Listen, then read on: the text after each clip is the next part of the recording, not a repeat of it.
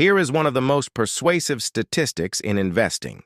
Put $10,000 into the S&P 500 at the start of 2006 and stay invested through the end of 2025, and you end up with about $80,619.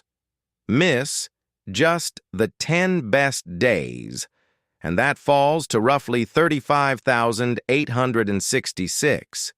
Miss 30, and you are barely above 14,000. That sounds like a verdict against market timing. And in one narrow sense, it is. But the experiment already knows, after the fact, exactly which days mattered most. It is not a strategy. It is hindsight with a calculator. The reason this claim survives is simple. It rests on something real.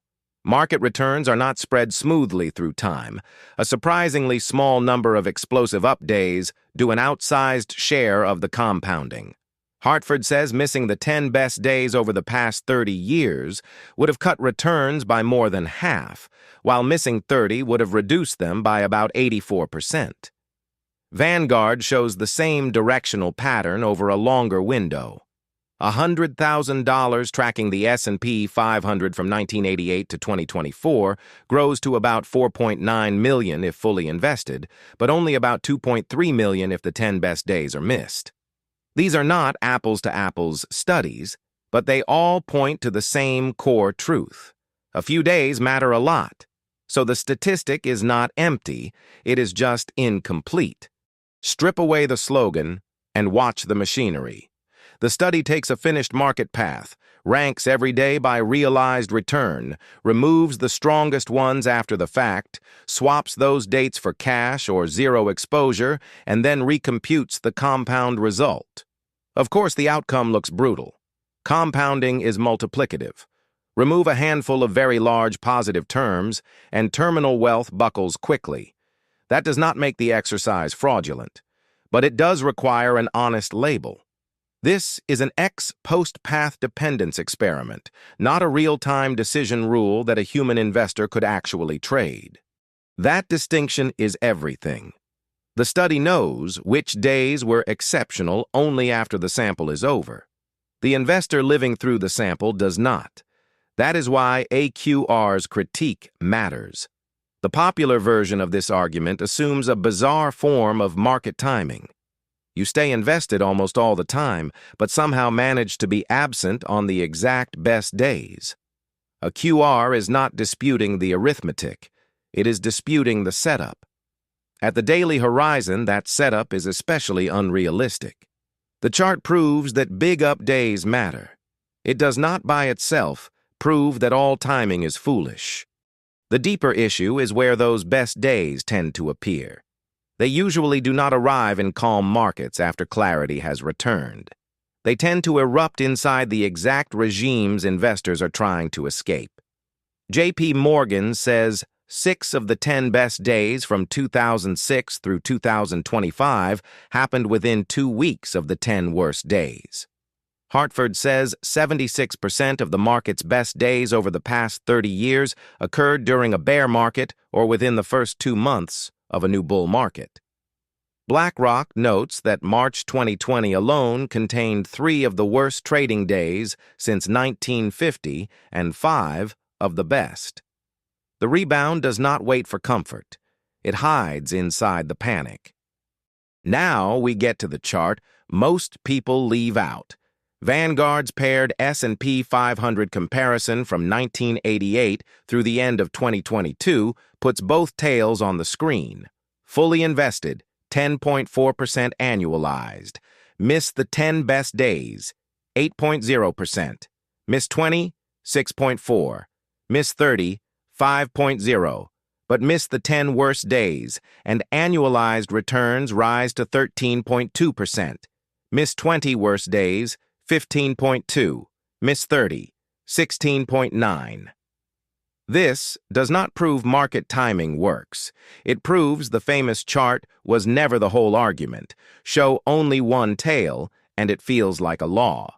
Show both, and it becomes a framing choice. Push the thought experiment one step further, and the punchline softens again. A CAIA note makes the point with S&P 500 data from 1961 through 2015. Buy and hold compounded at 9.87% a year. Miss the best 25 trading days, and that falls to 5.74%. Miss the worst 25, and it rises to 15.27%. Miss both, and the result is still 10.94%, slightly above buy and hold. Use this only as an illustration, not a backbone source. The note itself mixes monthly return language with trading day framing, but the directional lesson is still useful. The moment you stop deleting only one side of the tale, the story changes.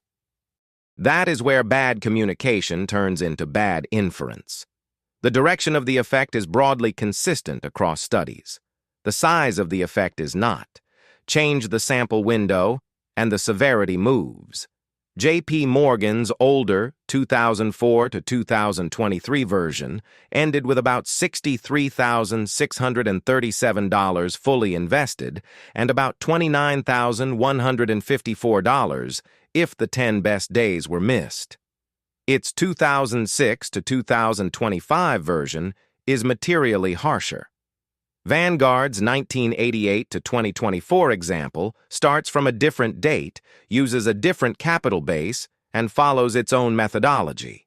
Some studies use total return. Some use price return. Some replace missed days with cash or T-bills. So the honest claim is not that history proves one sacred number.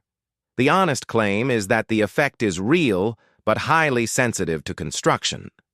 Real investors fail in a messier way. They do not miss a few isolated Tuesdays with surgical precision. They sell into drawdowns, sit in cash while the news still feels dangerous, and re-enter only after the recovery starts to look obvious. Vanguard's point is blunt. Markets move too fast, and too unpredictably, for most investors to move large positions in and out effectively, and transaction costs only make it worse. DALBAR's 2025 Investor Behavior Report says the average equity investor earned 16.54% in 2024 versus 25.02% for the S&P 500. And DALBAR's own methodology says those gaps can reflect delayed decisions, early withdrawals, and reinvesting only after evidence of recovery. That is the real behavioral cost, not missing the perfect day, missing the whole sequence. So, what should replace the cliché? Something narrower and more honest. Markets are path-dependent. Returns are concentrated. Violent rebound days often emerge from violent sell-offs. And ex-post missing the best days studies are hypothetical, hindsight-based thought experiments, usually shown gross of fees, not practical trading systems. The cliché gets one important thing right. Panic selling can do permanent damage because the rebound often begins before the world feels safe again. But the stronger lesson is this. For an all-in, all-out timer to beat buy and hold, you have to be right twice, on the exit and on the re-entry. The question is not whether hindsight can punish you. Of course it can.